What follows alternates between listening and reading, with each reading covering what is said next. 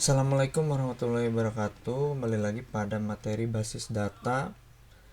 Pada video ini saya akan mencoba menjelaskan mengenai Microsoft SQL Server 2012 ya. Pada SQL Server ini digunakan untuk menyimpan sebuah data ya, atau dengan kata lain database itu sendiri ya. Jadi database ini berfungsi sebagai penyimpanan sebuah data ya, ataupun mungkin banyak data. Dan database itu biasanya banyak macamnya ya. Ada yang MySQL Server, terus ada SQL Server, ada juga PostgreSQL, SQLite, dan macam-macam. Nah, ini adalah salah satunya SQL Server versi 2012, walaupun mungkin ada yang terbaru 2019 gitu ya. Nah, jadi kita gunakan 2012 supaya bisa kompatibel dengan yang lainnya gitu ya. Karena mungkin takutnya berat untuk versi 2019. Nah, pertama di sini sudah terdapat jendela window ya, dengan connect to server ya. Nah, ini adalah perintah pertama yang digunakan untuk menghubungkan dengan servernya. Nah, di bagian server name, nah di sini biasanya sudah otomatis tertuliskan ya nama PC-nya ya, kemudian nama servernya SQL Express ya. Kemudian yang sebelah sini ini adalah nama PC-nya. Nah, karena sebelumnya kita baru pertama kali, kita bisa cek dulu untuk servernya itu apakah ada atau tidak ya. Kalian bisa browse for more ya, klik di sini, kemudian browse for more. Nah, kadang-kadang di bagian sininya, di bagian tab local servernya, itu di sini harus terdapat database engine ya. Dan di dalamnya ada Sleipnir, ini adalah nama PC-nya ya, kemudian nama servernya. Nah, harus sampai ada seperti ini. Kalau misalkan kalian tidak ada, berarti kalian hanya install toolsnya saja ya, karena mungkin kemarin saya kasih baru tools untuk SQL Server Management Studio-nya, belum SQL Server-nya. Nah, untuk SQL Server-nya, kalau misalkan di sini kosong ya, kosongnya misalkan seperti ini ya, ini kan contohnya saya coba screenshot kemarin, kosong seperti ini, artinya ini belum diinstal SQL Server-nya, hanya si Management Studio-nya. Oleh karena itu kalian harus download kembali untuk si SQL Server-nya. Kalian bisa masuk ke link download ini ya, kemudian klik download. Nah, di situ ada beberapa pilihan. Nah, yang kemarin kita download adalah yang ini ya, SQL Management Studio. Nah, ini hanyalah toolsnya aja ya. Kemudian untuk SQL Server-nya kalian bisa download yang ini ya. Nah, ini SQL Express 64 ya. Nah, harusnya mungkin kemarin kita supaya semua satu paket harusnya yang ini ya. Nah, tapi karena nggak apa-apa, karena sudah terlanjur, kalian bisa download yang untuk servernya aja adalah sekitar 200 MB ya. Ini untuk versi 64 bit. Kalau yang versi 32 bit berarti pilih yang x86 yang ini ya. Nah, ini ta. Jadi itu kalau misalkan di bagian ininya kosong ya, di bagian lokal servernya kosong seperti ini. Nah, kalau sudah diinstal harusnya di sini ada servernya ya, servernya sudah muncul seperti ini. Kalian bisa klik saja server ini, kemudian klik OK. Nah, selanjutnya langsung saja kita konekkan. Nah, langkah pertama adalah kita buat dulu database-nya ya. Untuk membuat database di sini kita bisa menggunakan dua cara ya. Ada cara menggunakan perintah ketikan, atau dengan kata lain kita mengetik query-nya secara manual, ataupun bisa juga kita secara GUI ya. Kita coba secara ketikan dulu. Kita bisa klik new query di bagian sini ya. Nah, kemudian kita coba ketikan ya, create database ya. Terus nama databasenya kita coba kampus DB. Kemudian ini nggak bisa pakai enter, jadi untuk mengeksekusi si SQL-nya, mengeksekusi si query-nya, kita harus klik execute ya, atau F5 juga bisa ya, execute. Maka nanti muncul di sini comment completed successfully ya. Nah, untuk lihatnya di bagian sebelah kiri di sini terdapat database. Kalian tinggal pluskan aja centang. Kemudian ada berbagai macam database yang pernah dibuat ya. Nah, ini untuk tes yang sebelumnya saya buat. Kemudian ini yang kampus DB yang barusan dibuat.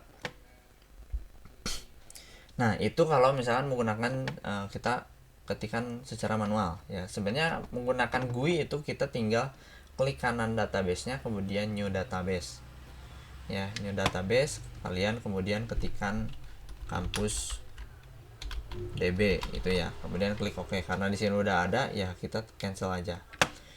Kemudian kita buat nama tabelnya ya, buat tabelnya ya. Jadi dalam sebuah database biasanya umumnya itu ada dalam suatu database itu ada banyak tabel ya. Dalam satu tabel kemudian ada banyak kolom.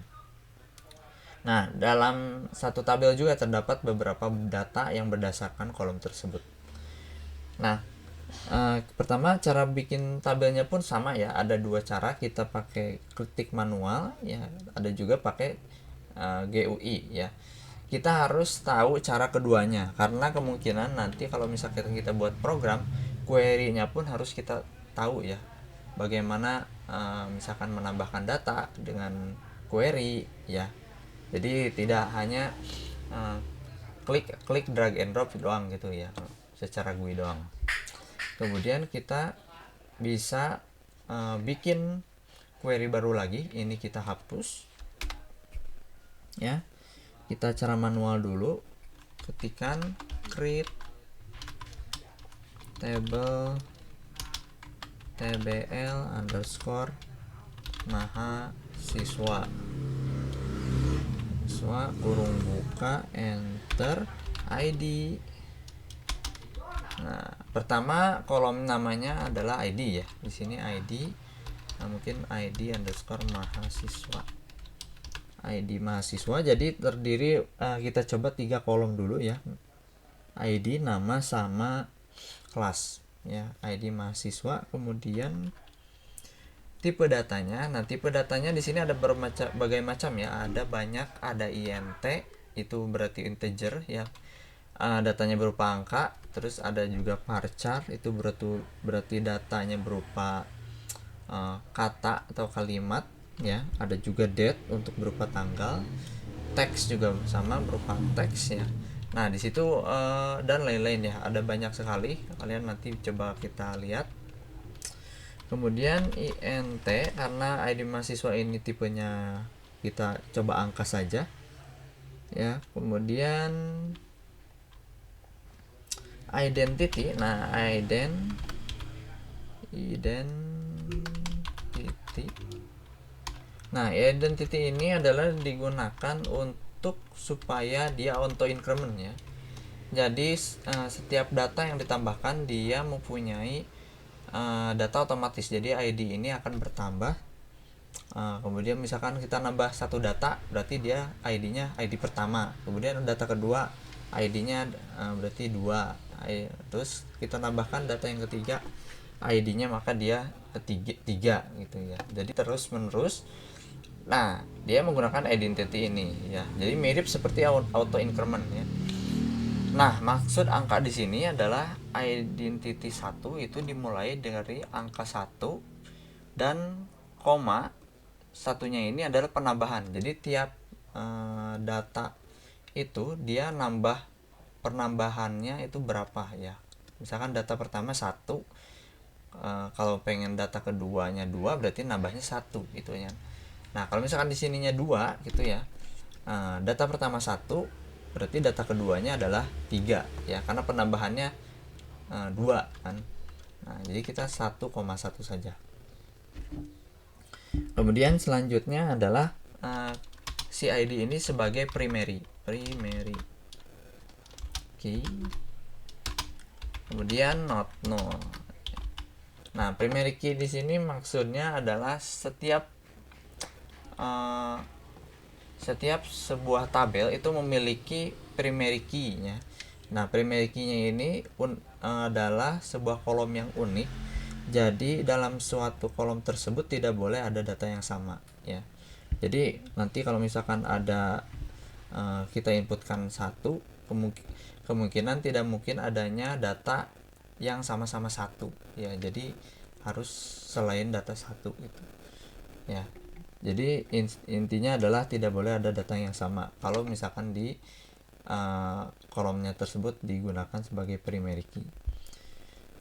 Kemudian untuk not null ini adalah si kolom tersebut datanya tidak boleh diisi kosong, ya. Null itu adalah kosong, kalau not berarti tidak, ya kan, di sini tidak kosong. Nah, itu kalau misalkan pengen boleh kosong berarti diisi null. Kemudian di bawahnya kita kolom kedua, nama, ya, underscore mahasiswa, dengan tipe datanya adalah varchar 50. Kemudian not null, langsung saja not null karena ini adalah kolom biasa, berarti nggak perlu pakai apapun.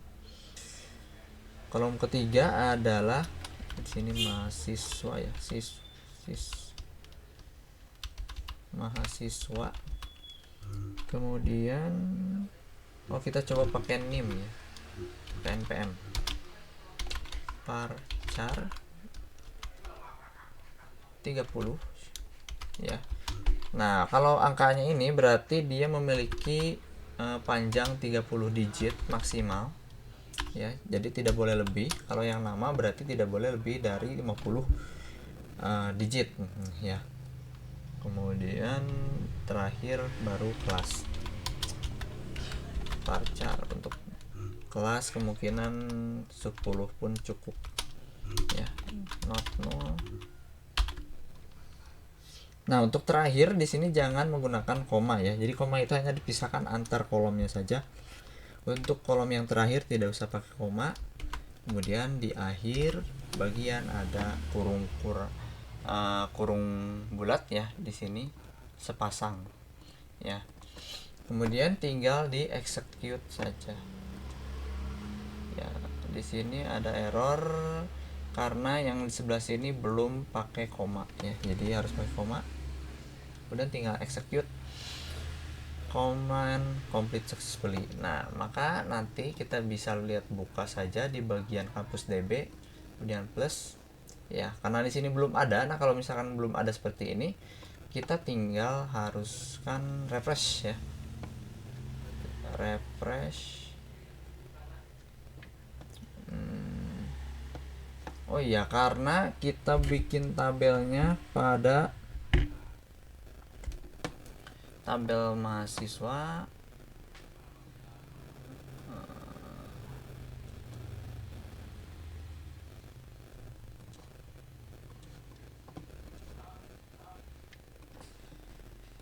nah, kalau misalkan di sini setelah di refresh itu tidak muncul, ya.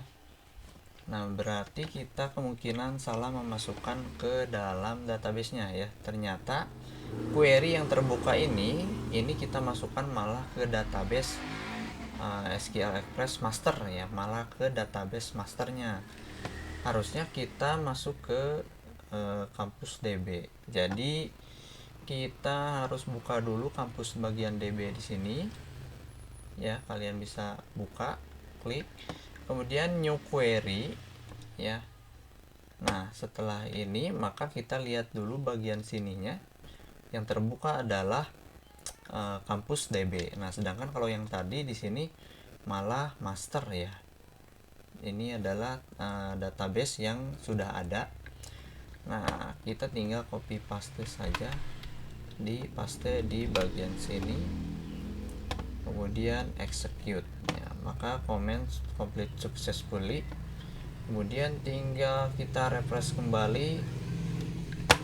Alhasil maka tabelnya muncul ya, DBO titik tabel mahasiswa. Nah, untuk kenapa ada DBO di depannya? DBO ini adalah merupakan skema ya. Skema ini mirip folder ya istilahnya. Jadi kita bisa punya beberapa skema untuk pada suatu database ya. Jadi mirip sebuah folder ya. Jadi kita masukkan beberapa tabel ke dalam ke dalam suatu folder. Nah, itu sudah selesai, maka kalau kita misalkan lihat kita tinggal bisa select top 100 row ya, maka di sini ada tabelnya ya. Adapun perintahnya pun kita bisa menggunakan seperti ini ya, atau kalau mau tidak pakai top juga kita bisa pakai bintang saja ya. Di sini select bintang from kampus DB DBO ya. Nah, untuk penulisan juga di sini bisa pakai kurung segi ya ataupun tidak, jadi nggak apa-apa ya. Kalau tadi kan kita langsung nggak pakai kurung segi, itu juga nggak apa-apa gitu ya. Nah, kemudian kita langsung coba bikin query baru lagi ya.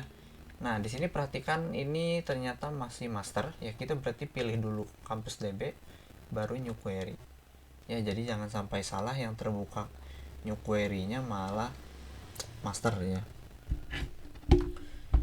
Nah, kalau ingin membuat sebuah tabel dengan cara GUI, kita sebenarnya tinggal klik kanan di bagian tabel, kemudian new tabel. Nah, ini tinggal kita ketikkan ID ya, tipe datanya apa, kemudian nama, tipe datanya apa ya, terus kelas npm ya.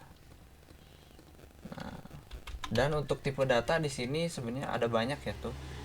Di sini ada big dnt, binary, char ya. Nah, ini semua adalah tipe data, dan yang kita pakai ya tadi adalah varchar 50 ini ya. Nah, seperti itu. Kalau sudah, nanti tinggal kalian bisa save table ya. Kalau sudah, karena kita sudah ada di sini, kita coba ganti menjadi ID matkul ya, ID underscore matkul, terus nama underscore matkul ya, terus SKS.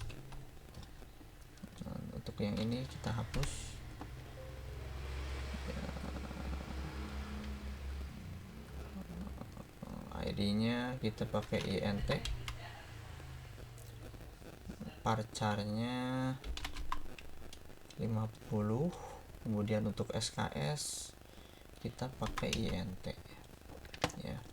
Nah, di sini ID matkulnya tinggal diklik kanan saja supaya set primary key ya. Kemudian tinggal namain di bagian sebelah kanan. Di sini ada nama tabelnya, yaitu tabel matkul ya. Kemudian untuk allow null-nya jangan dicentang semua, tinggal kita save saja ya. Klik kanan di bagian sini, kemudian save ya. Harusnya di sini muncul tabel baru, yaitu tabel matkul. Nah, itu untuk secara GUI seperti itu ya. Selanjutnya kita coba masukkan data di tabel mahasiswa ya.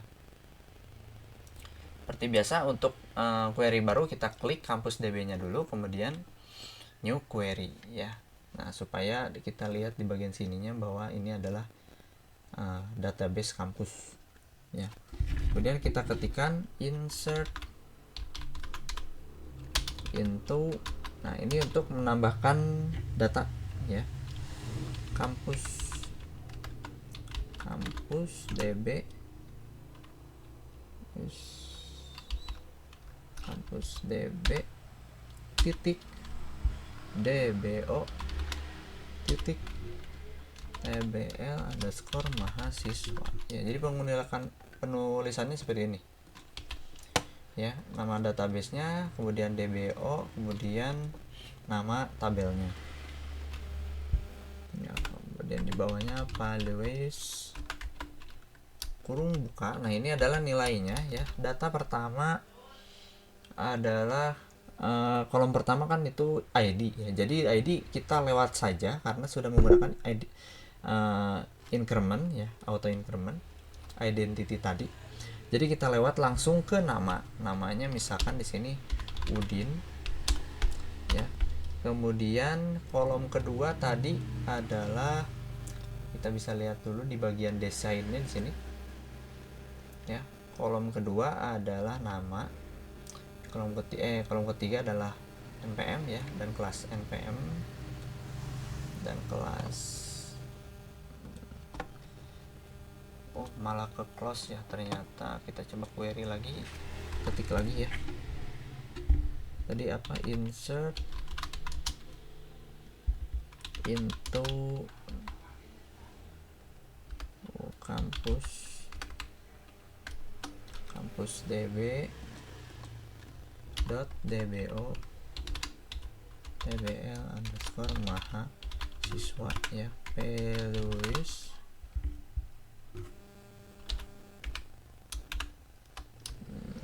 Data yang pertama adalah nama Udin.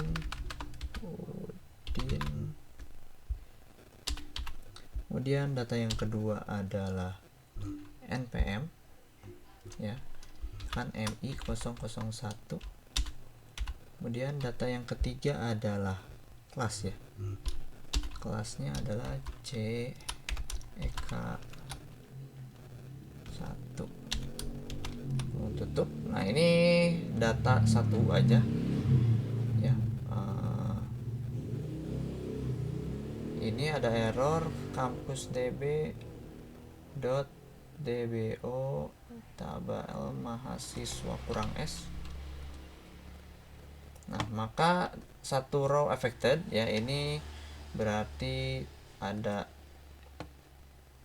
sudah keluar ya. Kita bisa buka lagi datanya dengan cara klik kanan kemudian select. Nah maka di sini datanya sudah masuk satu ya. Nah kalau misalkan pengen menambahkan banyak data, kita bisa tambahkan di bagian bawah di sini ya. Kemudian ini copy, kita paste di bawah sini, enter, paste.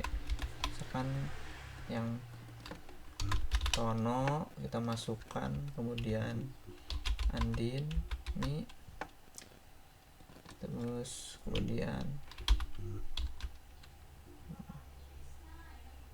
Marsa, kemudian Nino ya, npm nya npm 2, kemudian 3, kemudian 4 dan 5 ya, sama-sama satu kelas ya. Ini error karena di sini coba pakai koma ya. Nah maka masuk ya, sudah 4 masuk data ya. Jadi untuk setiap orang ini satu data itu dipisahkan dengan koma ya. Dan untuk yang terakhir di sini gak usah ya, kita buka lagi, tinggal klik kanan, select top 1000 data. Nah ini sudah ada semuanya. Nah ini untuk penambahan ya, menambah data. Kemudian bagaimana cara untuk mengupdate dulu ya, mengupdate. Kalian klik kemudian new query ya. Di sini sudah masuk kampus DB. Kita masuk ke update latihan. Nama database-nya kampus DB ya, titik dbo titik pl mahasiswa ya, terus Pelius ya. Nah kita pengen merubah misalkan nama Udin supaya jadi Mumun misalkan ya, nama Udin, berarti kita tinggal nama sama dengan Mumun ya, terus enter, dimana where ya, pakai where nama sebelumnya adalah Udin ya, Udin. Nah, yang nama si Udin ya, yang sebelumnya Udin itu akan bakal dirubah menjadi Mumun ya. Nah, ini sebenarnya kondisinya kita bisa ganti juga ya, misalkan berdasarkan ID ke 5 misalkan ya, pengen diubah jadi Mumun, bisa seperti itu ya. Kita coba untuk nama dulu saja, nama Udin akan diubah jadi Mumun ya, seperti ini. Execute. Nah, ini salah, bukan Pelius ya, harusnya set ya, karena update set. Kemudian untuk nama kolom nama itu adalah menggunakan underscore nama mahasiswa ya. Jadi di sini nama kolomnya jangan sampai salah ya. Mahasiswa underscore mahasiswa ya. Execute. Nah, maka bisa ya, kita coba di select top. Nah, maka yang tadinya Udin kan pertama tadi ya, jadi Mumun itu ya. Nah, kita terakhir kita coba untuk melakukan hapus ya. Nah, kita new query lagi ya, ini udah kampus DB. Untuk menghapus kita menggunakan perintah delete ya, delete from campus db.dbo.tl